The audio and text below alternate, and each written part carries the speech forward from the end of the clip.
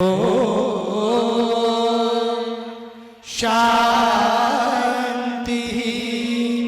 Shanti, Shanti. The vast majority of the stuff that most of us suffer from later in life is actually that which happens in the first 7 years. And the reason has to do with the brain waves at that age. What we know is that, for example, if you put people in hypnosis, if you alter people's state of consciousness, they're much, much more suggestible to what you say.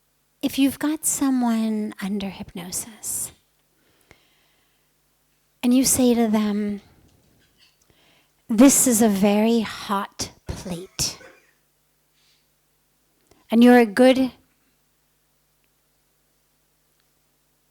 therapist at hypnotizing people, if you're a good hypnotist, and the person is someone who can enter a state of hypnosis, you absolutely will have people have the reaction, not just the emotional reaction, but a physiologic reaction to this, which isn't hot at all,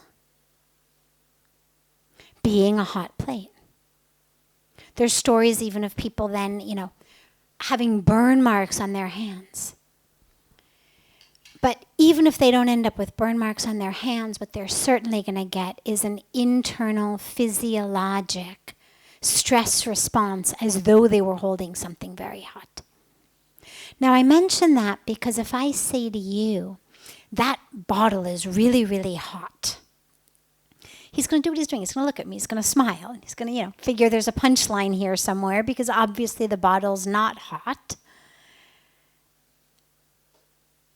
Doesn't matter how many times I say to him, that bottle's really hot. Neither is he going to end up with burns on his hands, nor is he going to have a physiologic reaction because his brain is not in a state of being that suggestible. Now, it's more complex than this, and I'm not going to go into all the complexities now, but that's what we know about states of the brain. And what we know is that when children are young, the brain patterns that they spend most of their life in is the brain patterns of someone who's hypnotized. Meaning, simply, it's the time of our life when we are the most suggestible. That's why if someone today says to you, even your parent says to you today, "Oh my God, you're so stupid," most of us are going to let it slide off. It's not going to impact us very, very deeply. But when a parent says that to you at 4 or 5, you carry that forever. Because it went straight into a brain pattern that was open in a program me type of brainwave patterns. So that's about as scientific as we'll go with that. That's a very simplistic explanation, but it helps us understand why complexes and these issues tend to arise out of things that happened in early childhood. Now, in terms of after that, okay, so we have complexes. We spend the next 20 years of our lives theoretically overcoming them. I'll tell you something. If you're done with all your complexes by the time you're 40, God bless you. I mean, really, even if what you've said is true, and even if there isn't a magic wand, and so even we spend 20 years getting them and then 20 years freeing ourselves of them, that's still much better than most people I know. I don't know very many people who are over 40 who are complex free. I could count them on one hand, and 4 out of 5 of them are monastic renunciants. So how do we get out of them? Is there a shortcut? There actually is. And this is why I began by talking about the brainwave pattern we were in, even though I didn't go into it that much in detail. Because in order to shortcut it, you've got to get yourself back into a state in which the brain is ready to be reprogrammed.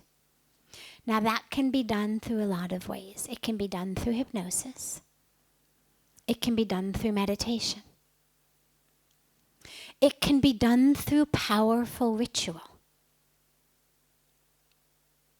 This is one of the reasons now that scientists are talking about how all of these ancient cultures put so much emphasis on ritual. Why?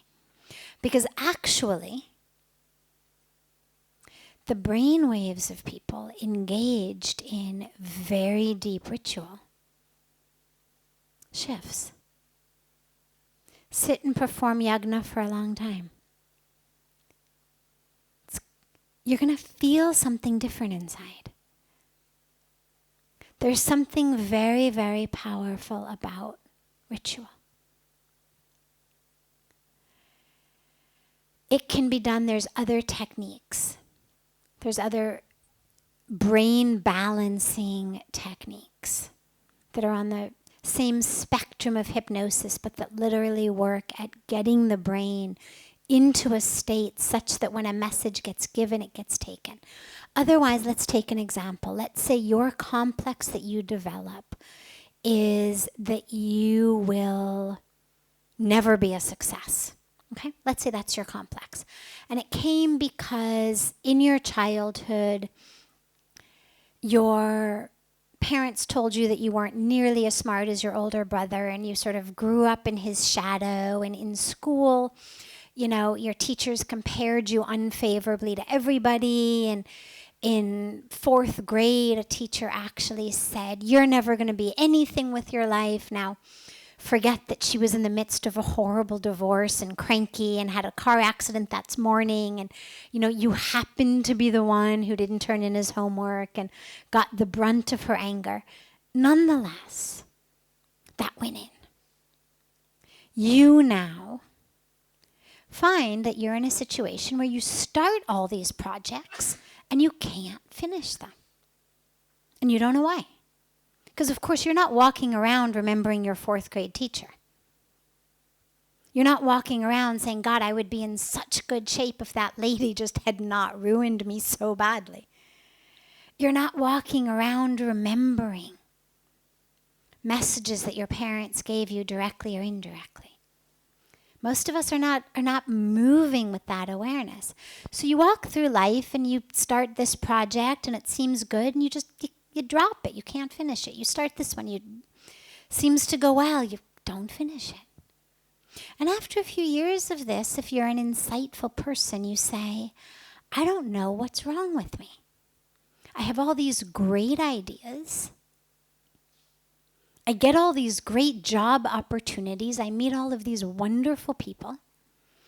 Everything seems like it's going to take off. But nothing does."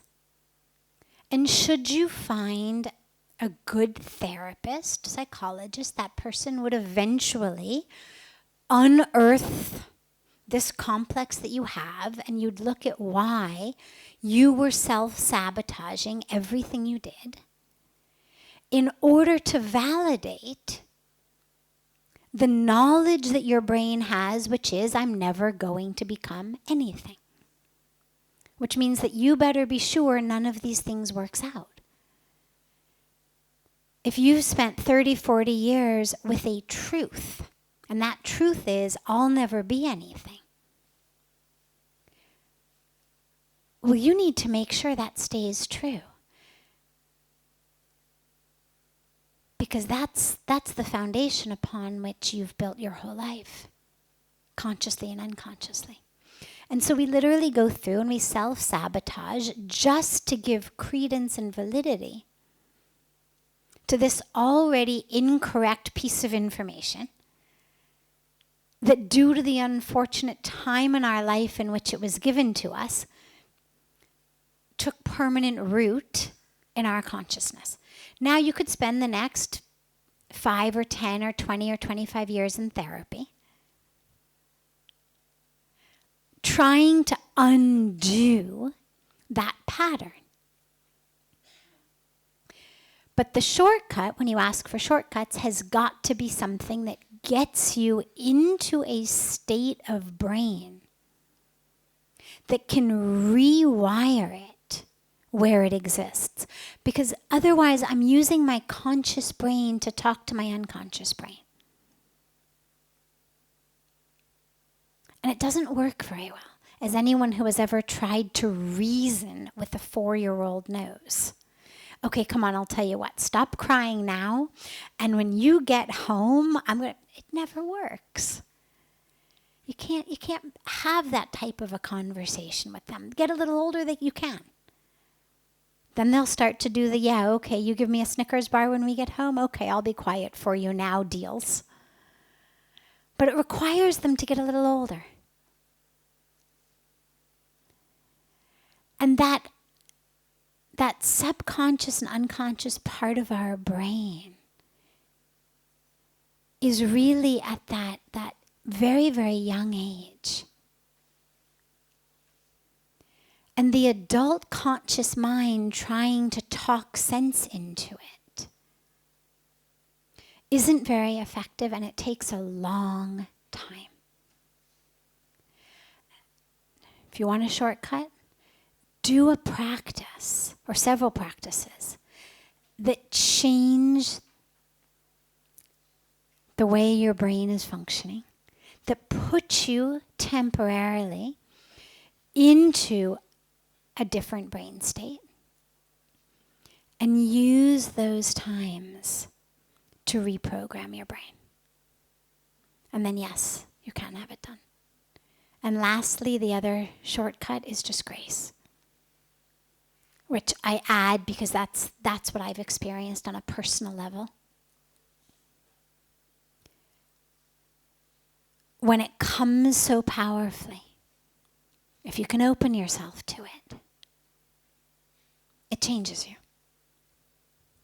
Every bit of you. It literally rewires you.